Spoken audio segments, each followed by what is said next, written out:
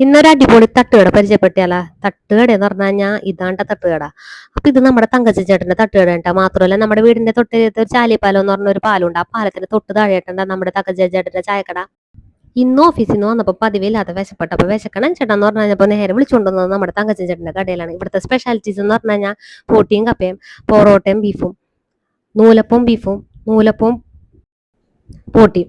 ഇത് മാത്രമല്ല ട്ടോ, വേറൊരു സ്പെഷ്യാലിറ്റി എന്ന് പറഞ്ഞത് ചിക്കൻ ലൈവായിട്ട് നമുക്ക് ഇങ്ങനെ വറുത്ത് കിട്ടും കേട്ടോ. 1 കിലോ, ഹാഫ്, 1/4 കിലോ, 1 കിലോ, അങ്ങനെ നമ്മൾ എത്ര kg ആണ് പറയണതെന്ന് വെച്ച് കഴിഞ്ഞാൽ അതനുസരിച്ചിട്ട് അവര് ലൈവായിട്ട് നിന്ന് നമുക്ക് വറുത്ത് കോരി തരും കേട്ടോ. പിന്നെ ആരൊക്കെ ആരെക്കൂടെ ചേരണമെന്നുള്ളത് അത് നമ്മുടെ ഇഷ്ടമാണ്.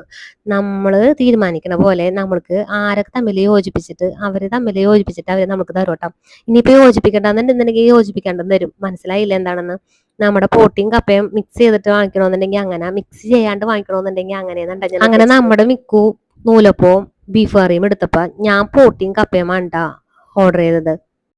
സംഭവം എന്തായാലും അടിപൊളിയാണ്. സ്ഥിരം വരാറുള്ള ഒരു സ്ഥലവുമാണ്. അപ്പൊ ഇവിടെ അരിയത്തൊക്കെ ഉള്ളവരൊക്കെ ആണെങ്കിൽ ഒന്ന് പോയി ട്രൈ ചെയ്തോട്ടെ നമ്മുടെ തങ്കച്ചൻ ചേട്ടന്റെ ചായക്കടയിൽ.